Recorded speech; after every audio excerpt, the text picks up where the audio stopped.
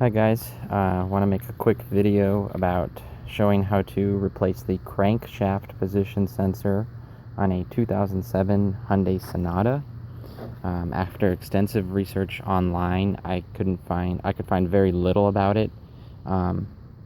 Either everyone had the older Sonatas, like prior to 05 and older, that were a different engine, or they had this gen Sonata, 06 and up. 06, 07, 08, 09, I believe, were the same, except they would have the V6 model, so that didn't do me any good because that was a different engine also. So this is the one with the 4-cylinder. So this is a 2007 Hyundai Sonata with the 4-cylinder 2.4 liter engine, and the crankshaft position sensor on the 4-cylinder is in a different location than on the 6-cylinder, and I couldn't find it online.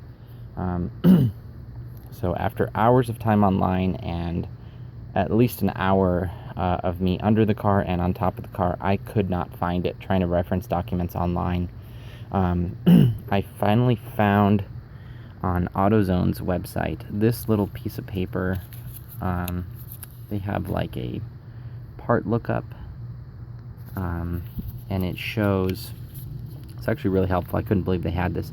They had the location, the picture for the V6 also, but there it is, crankshaft position sensor location, Sonata for the 2.4 liter engine. So it shows it right about where like the air filter hose, the air intake hose is, and here is the beginning of your valve cover. But you know, they don't say things like it's the valve cover but with the plastic cover off, you know. I wish they would really say those kinds of things. So, you know, here the cover is on, but what they mean is this location. So here's the air hose. See where it starts? It's got the little groovy things, and then it turns the intake hose, and in between the air intake hose and the valve cover. So that is here, because here's our air intake hose and it starts to turn. Here's the valve cover. So right here in the middle is your crankshaft position sensor. So and there's actually a whole mess of connectors and sensors here to make matters worse. And the one that it is actually is this one right here. So after these two that are sticking out, then you have three that are in a line kind of together, and it's the first one of the one that are the three in the line. So this is one side of it here, and it's in a little metal clip that holds it in place, and it also has another metal clip that goes around it that holds the connection together. So that's just one end of it, and it goes into kind of a bulkhead of wire, this whole freaking wiring harness here. All these wires go into it, so I kind of had a difficult time tracing it down. But what you're going to need to do next is you can get up onto the car. What I do is I just sit like right here on the top of the valve cover, so you can put your butt on there.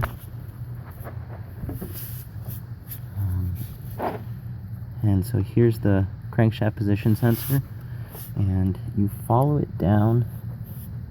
And it's going to get really hard to see what I'm doing here in a second, but let's see if I can get some more light down here.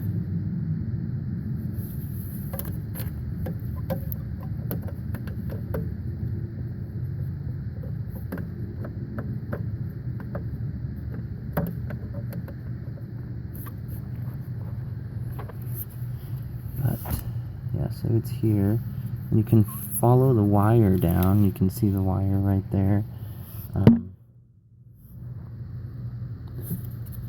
It's not this one, but it's the one behind.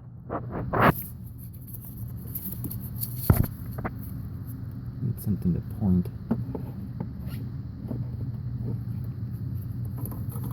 It's this one. This one that I'm moving. And if you keep following it down, you will find that it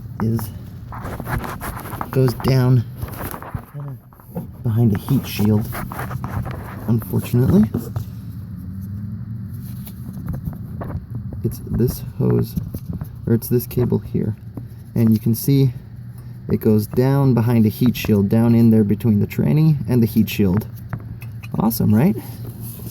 So that heat shield has 2 screws holding it in place. The first screw on top is a 10mm, and it's not too bad to get to if you're sitting on top of the engine, like I recommend. So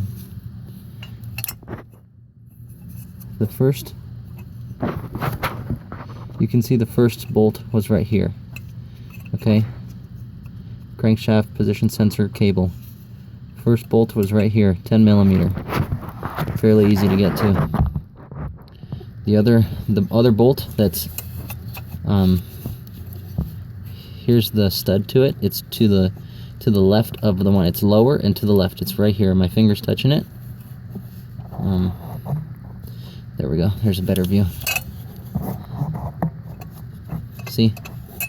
So this is 10, and then this one is actually a 12, but you need a 12 deep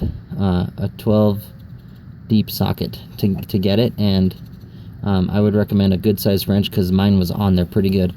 So once you get those 2 off, you can take off the stupid heat shield, but it needs it, so make sure that when you replace your crankshaft position sensor, you put the heat shield back on, because heat is what makes these prematurely fail. So we're going to take the heat shield out, and it's just a little screw piece. So there, now you can see the crankshaft position sensor, and it is held in. Whoops! It is held in by one little 10mm bolt. So once you get that undone, you can pull it out, put the new one back in, reverse your steps, put the heat shield back on, you know, and then also make sure that once you get that side of it in, when you come back up to the top, make sure that you route the cable just like how it was stock, and that you put it back into this connector, and you should be good to go. So don't know if this would be helpful at all, but I can show you guys the new connector. So here's the end that will go, whoops, don't want to confuse you guys. So here's the end that will go here, and then the other end that has the one bolt holding it in goes down in there behind the heat shield, right? So you just put that in there. You know, this isn't even the stock Hyundai part. Hyundai wanted like $500, you know, to do this job here in Tucson, Arizona, and it's fucking ridiculous. So fuck you, Hyundai, you know. Big fuck you to you guys. I'm doing this kind of stuff myself. I'm going to keep doing it myself. I'm going to keep teaching people how to do it. It's just ridiculous how much they charge for this kind of stuff. So the more they, you know, try and put us down and keep this information from us, the more we're just going to come up and do it ourselves anyways. So I hope this helps you guys out, and you can save a ton of money. And like I said, this is not even the stock Hyundai part. I got this at AutoZone. It was $69.99 plus tax, and it has a lifetime warranty. So if it fails again, I'll just go back and get a new one for free and replace it again. Now, I bought this at AutoZone because I was in a pinch, and I needed my car to be working again, because what was going on was my car would just randomly die when I would slow down, when I would come to stoplights, or if I would just be sitting in a parked spot with the car idling, it would just die sometimes. Then it started getting worse. It would start dying when I was driving. One time I was driving about 50 miles an hour, and I was far from home, and it just died. But thankfully, you know, as these sensors go out, you're able to start the car again, and you can usually, you know, keep going for a little bit, and then it might shut off on you again, and you can turn it on again. You can keep going for a little bit, and so that'll happen. It'll shut off, but you can turn it back on, and it'll shut off, but you can turn it back on. And that's your cue that you need to replace the sensor right there, or when it does fail, it's going to shut off and it's not going to be able to turn back on, and it's going to leave you stranded somewhere. So like I said, I got this at AutoZone for $70, lifetime warranty. I checked places online like Rock Auto. Rock Auto certainly has them cheaper. You can get them on Rock Auto for about $50. But, you know, that's if you have time to wait for the part to arrive and whatnot, which, you know, this is my only car, so I really didn't have time to wait. So I just got it. It's got a lifetime warranty on it too. So, you know, an extra $20 versus the Rock Auto $50 one, that's okay. So yeah, hope this helped you guys out. Well, the only videos I could find were, like I said, older Sonatas or Sonatas that had the V6 engine. So here's one for the books now with the 4-cylinder engine. All right, take care, guys.